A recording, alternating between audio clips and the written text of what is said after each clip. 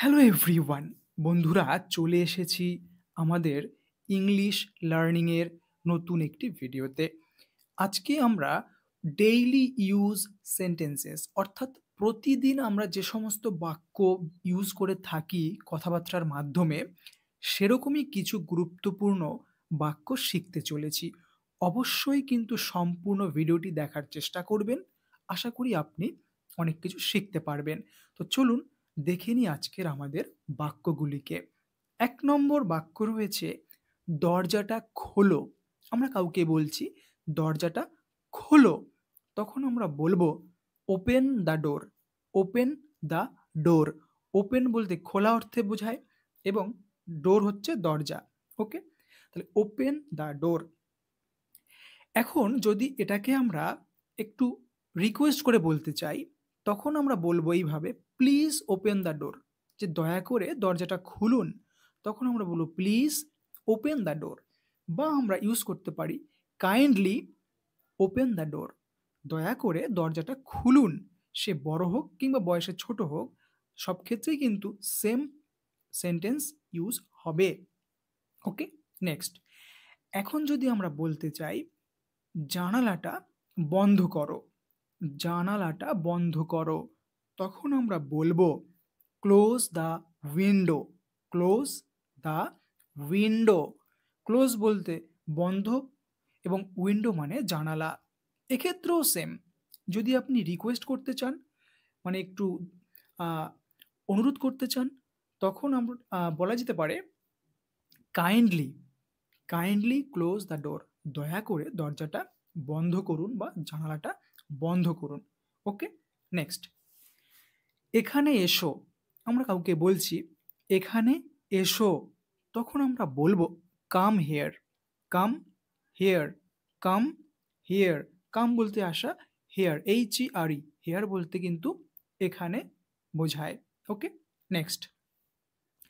ওখানে যাও। এবারে যদি আমরা বলতে চাই, ওখানে যাও, ওখানে যাও। তখন আমরা বলব, গো দেয়ার, গো দেয়ার। তাহলে গো বলতে যাওয়া, দেয়ার বলতে ওখানে, ওখানে বা সেখানে, সেটা বোঝাতে পারে। এবারে আমরা দেখে নেব পরের বাক্যটিকে। এখানে বসুন। আমরা কাউকে বলছি, এখানে বসুন। তখন আমরা বলব, sit down here. Sit down here. Sit মানে বসা, ডাউন বলতে আমরা এখানে সিট ডাউন বোঝাই, ওটা একসাথেই কিছুটা ইউজ হয় এবং হেয়ার বলতে এখানে, মানে এখানে বসুন। সিট ডাউন মানে বসুন এখানে। সেক্ষেত্রে আমরা বলব, সিট ডাউন হিয়ার।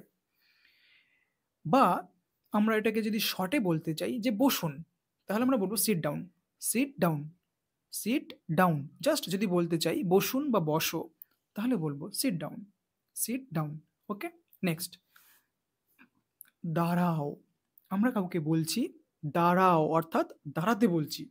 তখন আমরা বলবো, stand up, stand up, stand up, stand up. দাঁড়াও।